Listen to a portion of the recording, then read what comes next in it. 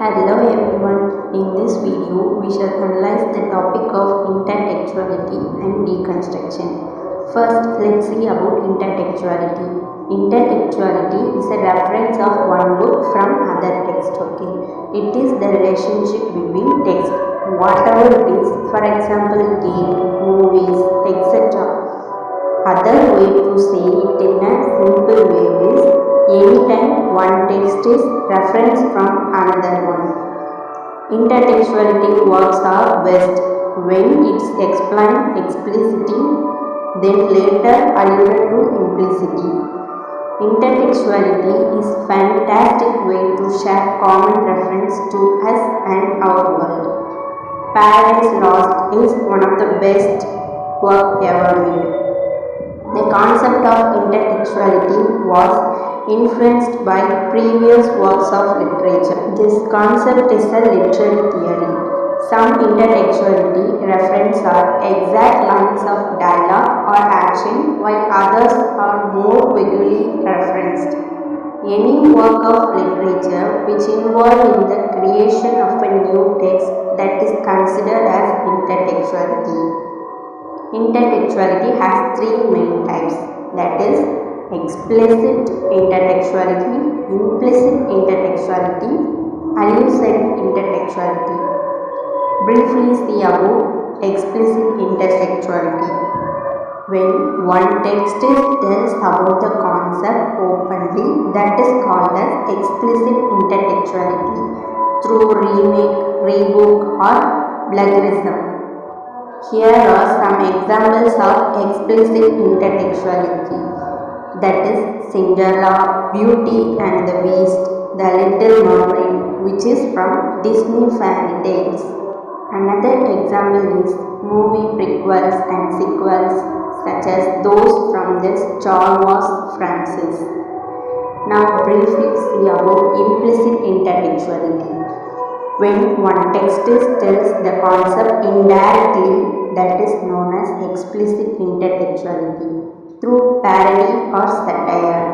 Some examples for implicit textuality: Spaceballs, Galaxy Quest, Meet the Spartans, which is from parody movies. Another example is The Great Dictator, Hollywood Shuffle from satire movies, which was published to correct the mistakes of the society. Next, briefly see about allusive intertextuality. When one text alludes to other text, that is called as allusive intertextuality. This can be done through just about anything, example, dialogue, plot, action, etc. Here are some examples for allusive intertextuality. Kali reference the Bhagavad Gita to suggest Nathan is the destroyer of worlds from Ex Machina. Intertextuality is a literary device that can be used in a number of ways within your own work. Here are three ways to create your own intertextuality. That is, venture outside the genre, embrace it, and don't plagiarize. Now first see the first way, venture outside the genre. You can refer the works like Dante Alighieri's The Divine Comedy or John Milton's Paradise Lost to craft an intertextuality work. It's not a biblical or religion themed story. Lines of dialogue can be used as titles or inspiration for your work.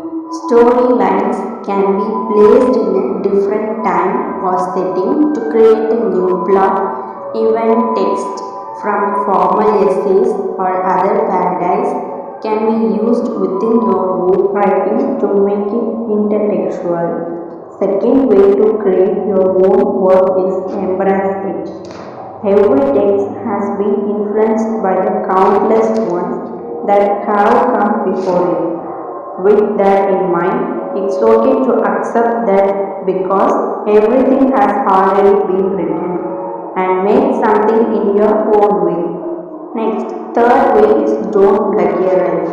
You may not need to use quotation marks, but using another author's works as the basis for your own work, but it doesn't mean copying their writing or taking credit for their original writing.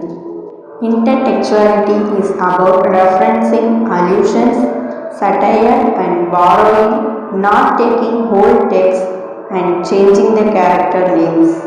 It tells about refer something from other texts and not taking the whole text for your own work.